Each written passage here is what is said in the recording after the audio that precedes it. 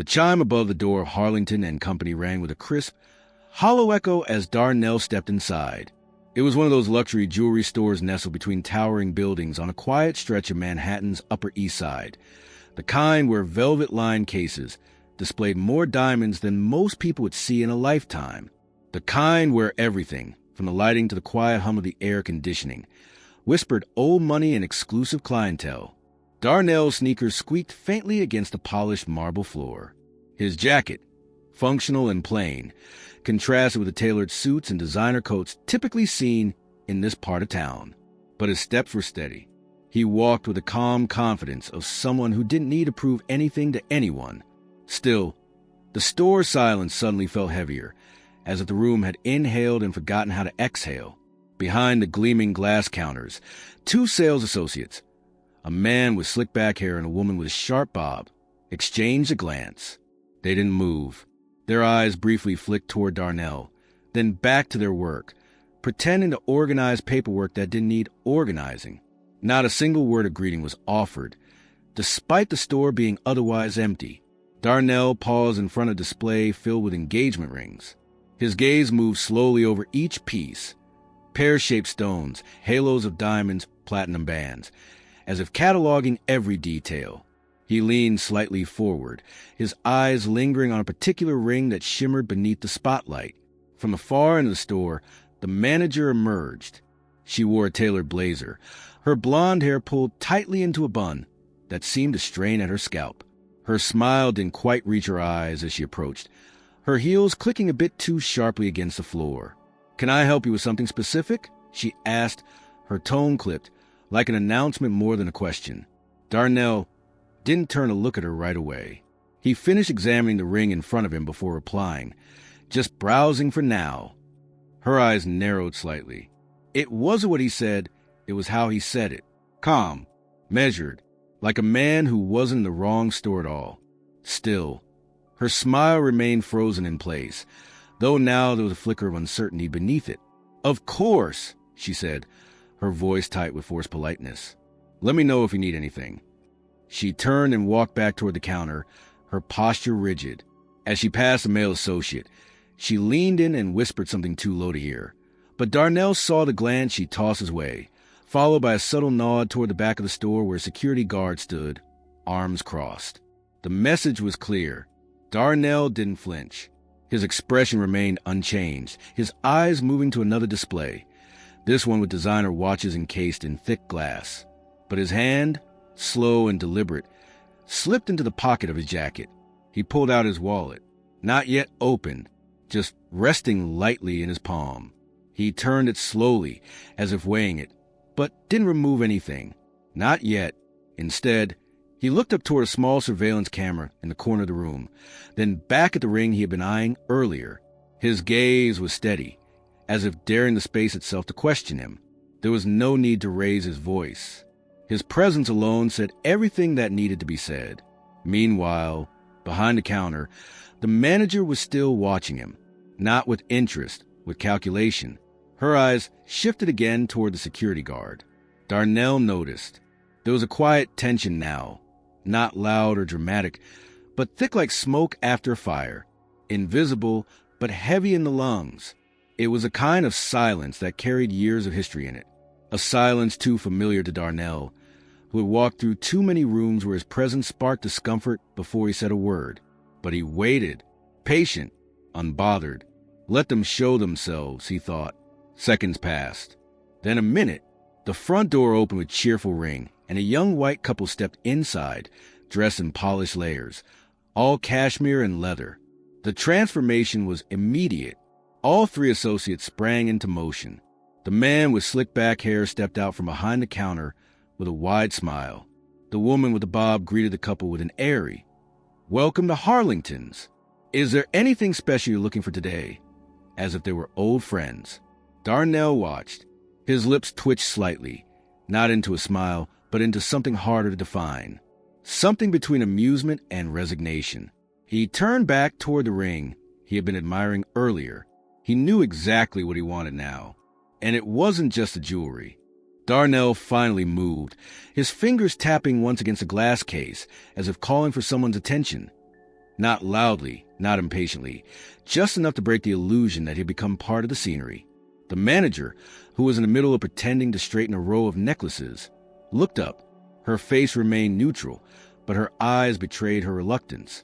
"I'd like to see that one," Darnell said, gesturing to the ring he had been eyeing earlier. There was a pause, a full second too long. Then, reluctantly, she reached for a small key from her belt and approached the case. The other two sales associates remained focused on the young couple, who were laughing at something and sipping complimentary water, as if they were at a tasting event rather than a purchase. The manager unlocked the case, slipped on a pair of white gloves, and carefully lifted the ring. She set it on a velvet-lined tray in front of Darnell, but did not offer it to him immediately. Instead, she hovered.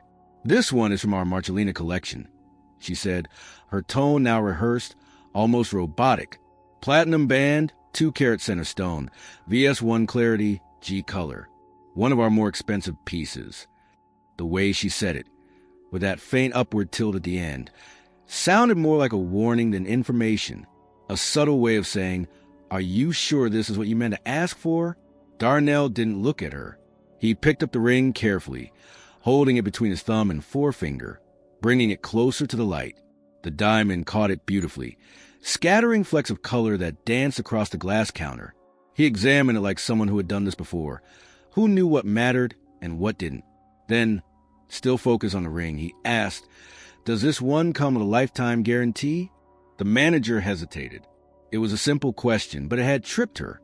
She hadn't expected him to ask something that suggested he was seriously considering a purchase, let alone something of this value. "Yes," she replied quickly, then added, "Well, it depends. We offer extended care packages, but lifetime warranties are only for select clients, usually by invitation. But it's a very secure piece." Darnell didn't respond right away. He placed the ring back in the tray with care. His silence was more articulate than most responses. The manager began to reach for the tray again, as if ready to put away and conclude the interaction. But Darnell moved before she could. He slipped his wallet from his jacket and flipped it open, casually, without flair. Inside was a gleam of metal, not just any credit card. A matte black rectangle, simple and unmistakable. The American Express Centurion card. The manager stopped mid-motion. Her fingers hovered just inches from the tray. Everything shifted in an instant.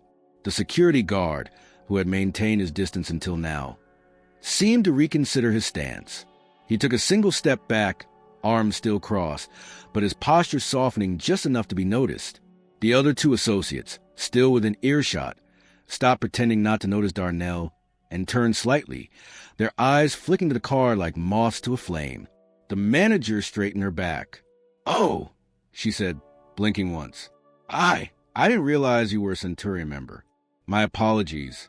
That particular ring actually does qualify for the lifetime guarantee, and we have matching wedding bands if you're interested. Would you like me to bring them out?" Her voice was different now, softer, more deliberate. Gone was the clipped efficiency, replaced by an almost apologetic warmth.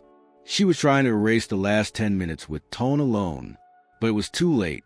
The air in the room had changed, and Darnell had no intention of letting that go unnoticed. He didn't answer her question. Instead, he looked directly at her for the first time, really looked. Then he asked, calmly but firmly, "Do you treat all your customers like this, or just the ones who look like me?" It wasn't a challenge. It wasn't loud, but it was undeniable. The manager's lips parted slightly. She looked like someone who'd been called out in public and didn't know which direction to run. Her eyes darted, searching for an escape route that didn't exist. She opened her mouth again, but nothing came out. Behind her, the younger associate froze in place, still holding a tray of bracelets he had been showing to the couple, who now looked mildly confused by the sudden silence. No, sir," the manager stammered finally. "That's not how we treat everyone with the utmost respect here. I'm sorry if it came across otherwise." "But it did," Darnell said, still quiet. "And not just to me. That's the part you should be paying attention to."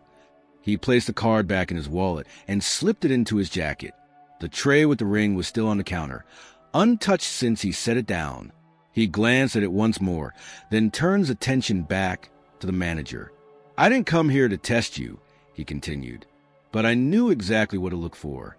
The silence stretched again, but this time it wasn't uncomfortable for Darnell. It was for them. The truth didn't need volume. It just needed to be heard. And they were hearing it now. Every word, every implication, every weight carried in his voice. The shiny surfaces and soft lights of the store no longer felt quite so pristine. Something real had entered the room. Something raw. The couple near the entrance shifted uncomfortably, sensing that they had stepped into a moment that wasn't about them. The security guard, whose presence had once felt like silent backup, now seemed irrelevant. Darnell took one final look around the store, his expression unreadable. He hadn't raised his voice. He hadn't made a scene. But somehow, the entire room felt shaken. The weight of Darnell's words still lingered in the air, pressing into the corners of the store like a presence that refused to be ignored. The manager's attempt at a reply had evaporated into a string of embarrassed stammers, but Darnell didn't wait for her to recover. He turned from the counter with a slow, deliberate motion and walked past the velvet rope displays, moving toward the back of the store where the higher-end pieces were kept, the section they hadn't offered to show him before. No one stopped him now. The sales associates stayed silent. The manager, usually commanding the space with a blend of polished charm and quiet authority, seemed momentarily small in her designer heels. Darnell wasn't in a hurry. He walked as if he belonged there, not because of the card in his wallet, but because that had never been the question. What had always been in question was whether the store, or people like her, could recognize that without needing proof. Behind the final row of displays, he paused at a showcase featuring intricate bracelet sets, pieces meant for special occasions, engagements, anniversaries. These weren't just jewelry. They were declarations. Each one was set beneath soft, focused lighting, the price tags hidden from view. It wasn't the kind of section meant for browsing. It was where decisions happened. As he leaned slightly to observe one of the displays, footsteps approached behind him, slow, cautious. He didn't need to turn to know it was the manager. She stopped a respectful distance away. I understand why you're upset," she said carefully. Her voice was lower now, stripped of the practiced hospitality. "That wasn't how we should have handled things. I take full responsibility." Darnell didn't reply right away. He allowed her words to settle, let her live in that discomfort a little longer. Finally, without turning, he said, "I'm not upset. You don't know me well enough to make me upset, but I am watching how you respond. That tells me more than how you treated me before." There was a pause. Then, for the first time, the manager didn't attempt to control the moment. She remained silent. Darnell turned to face her. "I'm not here just to buy a ring," he said. "I'm helping my sister. She's getting married next month. She's deaf, and I'm scouting places where she might feel human, seen, respected." The woman blinked, her mouth parting slightly. Darnell continued, steady and clear. "She asked me to help her find a place where she wouldn't need to explain herself or fight to be treated like she matters. I told her I'd find somewhere that not only had beautiful pieces, but a team that actually gave a damn. Somewhere where she wouldn't be made to feel small just because she signs instead of speaks." His words landed with quiet force of a truth rarely spoken in rooms like this. The store had returned to its stillness, but this was a different kind of quiet now. Not the silence of avoidance, but of realization. The woman's posture shifted again, but it was no longer defensive. It was something closer to shame. "I understand," she said finally, her voice thinner. "If you give us another chance." "I'm not looking for you to make this right." Darnell cut in, not unkindly. "Some things you don't get to fix with a smile and a rushed apology. You learn from them. That's it. That's the whole gift." He slipped his hands into his pockets and took a slow breath. His tone remained calm, but there was an undercurrent of finality to it. "I don't want to bring my sister. Somewhere she'll have to wonder if she's only being treated well because someone made a mistake first. She deserves better than that. Everyone does." There was nothing dramatic in his delivery, but the truth of it made the words echo louder than any outburst. The manager nodded once, not because she had anything meaningful to add, but because there was nothing left to argue with. She knew it, and now, painfully, so did the rest of the staff who had overheard everything from their places around the store. Darnell moved to leave, but before he reached the door, one of the younger associates, the one who had previously ignored him while lavishing attention on the white couple, stepped out from behind the counter. His face was flushed, but his voice was steady. "Sir," he said, catching up to him just before the threshold, "can I say something?" Darnell paused. The young man hesitated. He looked barely older than 25, his hands wringing themselves into knots at his sides. "I just want to say I'm sorry." "For real," he began. "Not because of the card, not because of the scene, but because I saw what was happening, and I didn't say anything. I've worked here for almost 2 years, and I've seen stuff like this before. I always stayed quiet, told myself it wasn't my place, or that I'd get in trouble if I spoke up." He looked at Darnell with an expression of both regret and resolve. "But the way you handled it, the way you didn't yell or argue, you just made it impossible to ignore. You made me see it. I'm not proud of how we acted. I just wanted you to know someone in here got the message, and I'm going to do better." Darnell studied him for a moment. The kid wasn't lying. There was a tension in his voice that couldn't be rehearsed. Something had cracked open inside him, something small but real. Darnell gave a nod, not of approval, but of acknowledgement. Then he stepped outside. The heavy door swung closed behind him with a soft click, cutting off the chill of the store's air conditioning and replacing it with the hum of the street.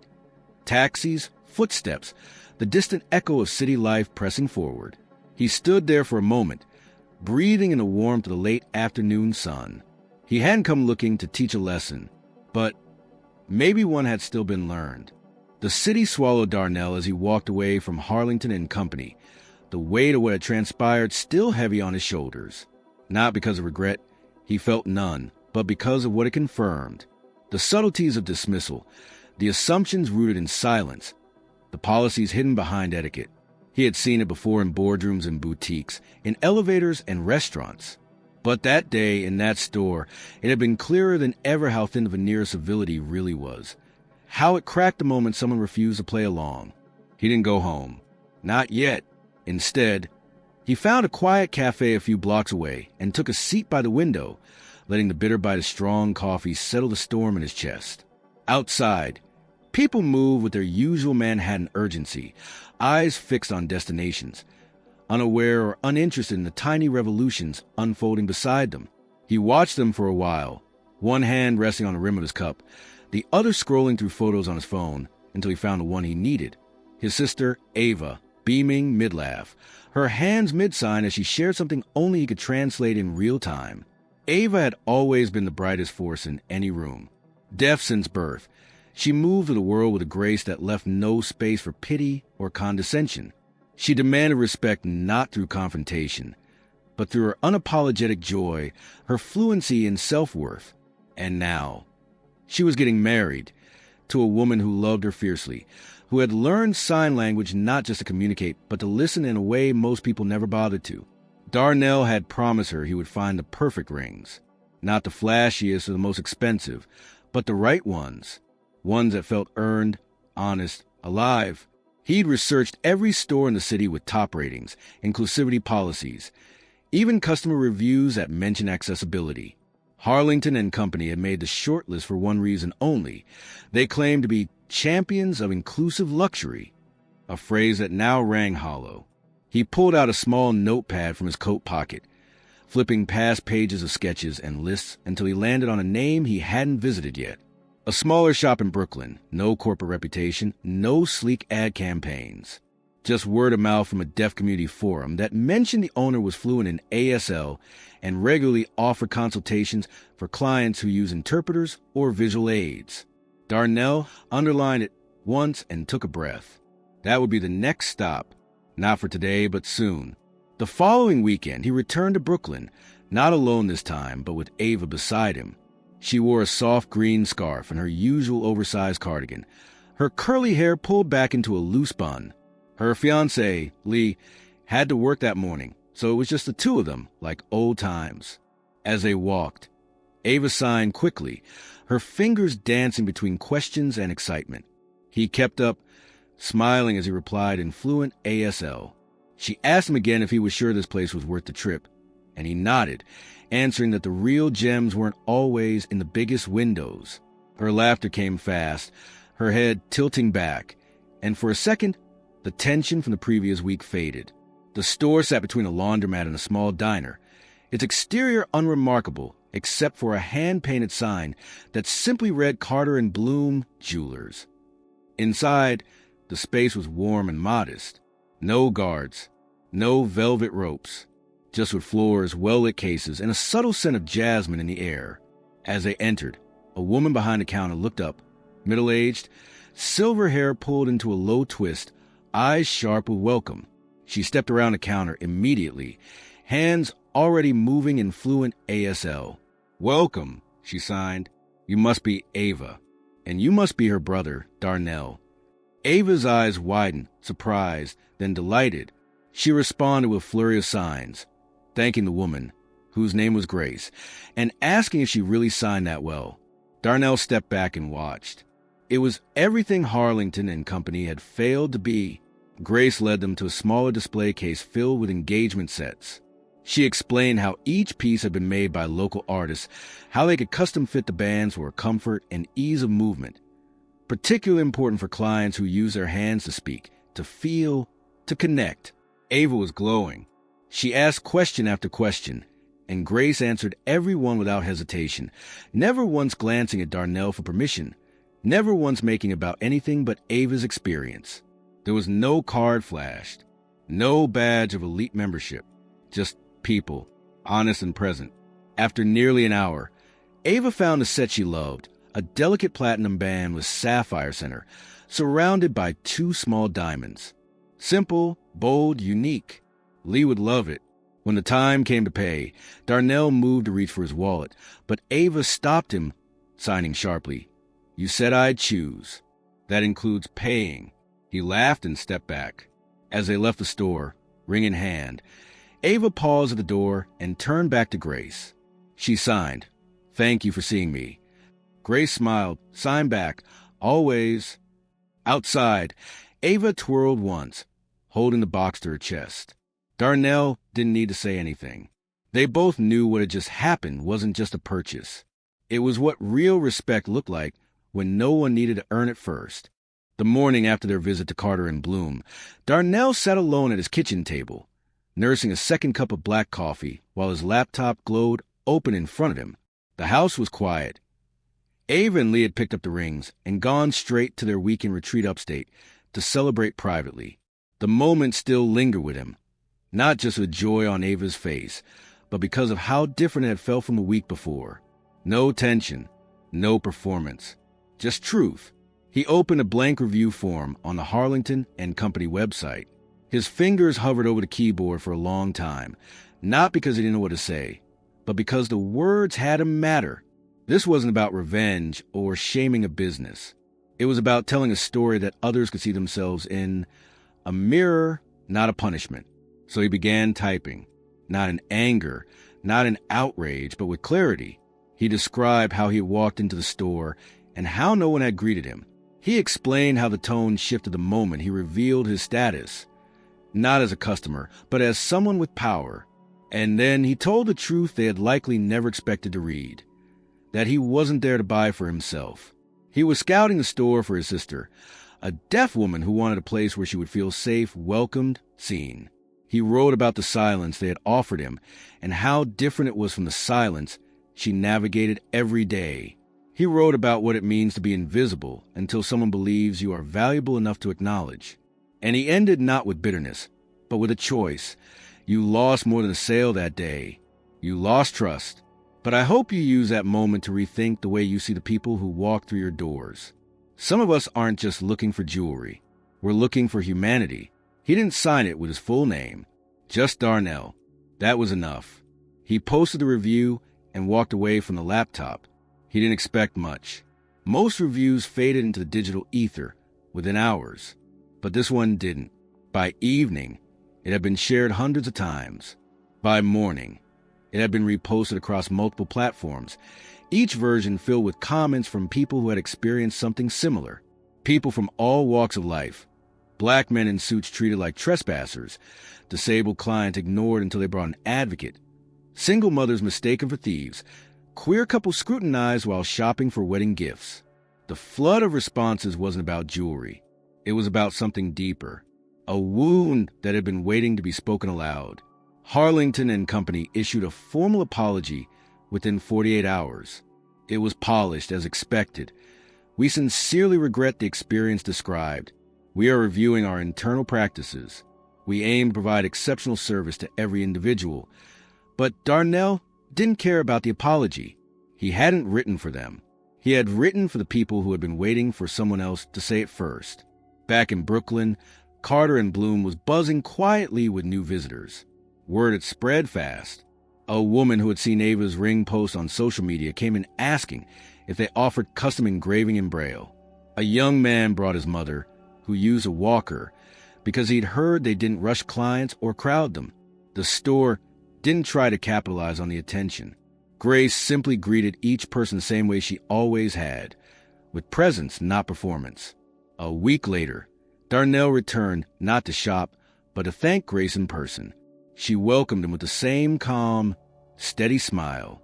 "I read the post," she said once they were seated with tea. "Didn't realize it was you until someone mentioned the Centurion card." Darnell chuckled softly. "Yeah, that card gets more attention than I do most days." Grace's eyes twinkled. "It shouldn't." He paused, then leaned forward. "I didn't mean to go viral.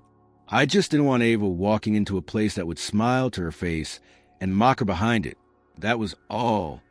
Grace nodded, understanding the weight behind the words. "You didn't go viral," she replied. "The truth did. People recognized it. You just gave it a voice." They sat in silence for a moment, a comfortable one. The kind shared between people who know what it means to carry invisible weight through visible spaces. Darnell eventually stood, ready to leave, but before he reached the door, another customer entered. A young store clerk from Harlington and Company, the same one who had approached him outside the door that day. He looked surprised to see Darnell, but didn't turn away. He approached, hesitant but resolute. "I took some time off," he said. "I needed to figure out why I hadn't spoken up sooner. I came here because I wanted to see what it actually looks like when a store gets it right." Darnell gave a single nod. "No one's perfect," he said, "but starting over in the right place, that matters."